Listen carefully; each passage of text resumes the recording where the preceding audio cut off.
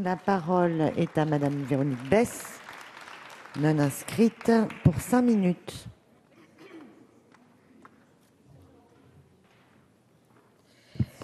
Madame la présidente, mesdames, messieurs les députés, madame la ministre, la France est dotée d'un système de santé unique et, il faut bien le dire, envié. Ce système a profité de nombreuses avancées scientifiques qui permettent de soigner aujourd'hui beaucoup mieux qu'autrefois. Pour autant, les difficultés ne manquent pas. Le vieillissement de la population avec la question de la prise en charge de la dépendance, mais également celle d'une offre de soins adaptée. Le budget avec la hausse des dépenses de santé et le désengagement de l'État. Enfin, l'augmentation et la banalisation des comportements à risque qui mettent en danger la vie de bon nombre de nos concitoyens, en particulier des plus jeunes. Je voudrais attirer votre attention sur 3 points qui me paraissent essentiels. Le premier, c'est le risque d'une médecine à 2 vitesses. Vous avez souhaité proposer la généralisation du tiers payant. Sous le principe, c'est une belle idée, mais qui va être rattrapée par la réalité. Faciliter l'accès aux soins, c'est bien, mais encore faut-il que les médecins aient le temps de recevoir les patients. Le risque de patinage est bien réel. Pour pouvoir vivre de leur travail et obtenir un remboursement, ils devront vérifier l'affiliation de chaque patient à une des centaines de mutuelles. C'est autant de temps que les médecins ne consacreront pas à soigner leurs patients. Dans les zones déficitaires, la mise en place du tiers payant généralisé sous cette forme va avoir des conséquences désastreuses. Ce sont des milliers de médecins qui seront débordés. En bref, le texte que vous proposez va engendrer une médecine à 2 vitesses entre les zones déficitaires et les zones excédentaires et tout simplement détériorer encore plus l'accès aux soins. Le deuxième enjeu qui touche des millions de Français, c'est le droit à l'oubli, c'est-à-dire permettre à une personne de ne pas être confrontée toute sa vie au poids d'une maladie dont elle est guérie. Le droit à l'oubli, Madame la Ministre, que vous avez inscrit dans votre projet de loi est une bonne chose.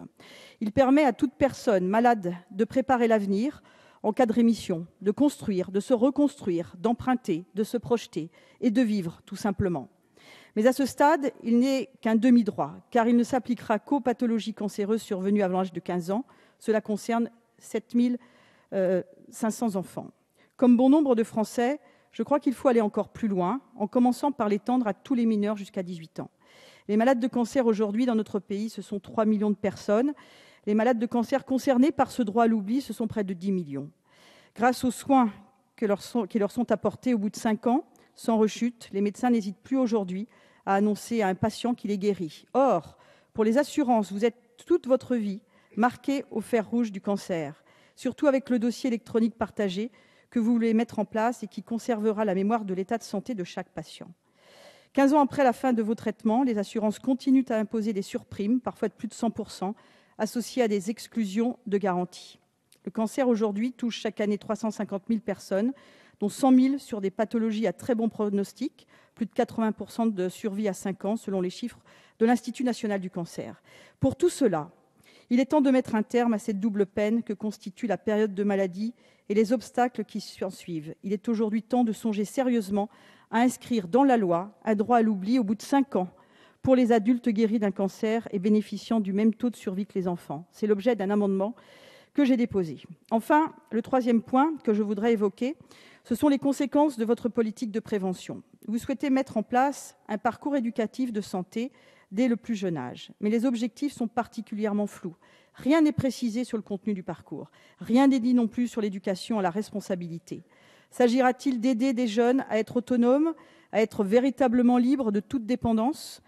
La responsabilité est bien la pièce manquante de ce projet de loi. La politique préventive proposée n'est pas cohérente. Elle oscille dangereusement entre interdiction et déresponsabilisation. Où est la responsabilité quand on supprime le délai de réflexion de l'IVG ? Ne plus réfléchir, voilà le mot d'ordre. Où est la responsabilité quand on crée des salles de shoot, quand on facilite et qu'on cautionne la dépendance d'une personne humaine à une drogue ? D'un côté, on facilite l'usage de drogue, de l'autre, on veut interdire l'image festive de l'alcool. Où est la cohérence dans cette politique de prévention ?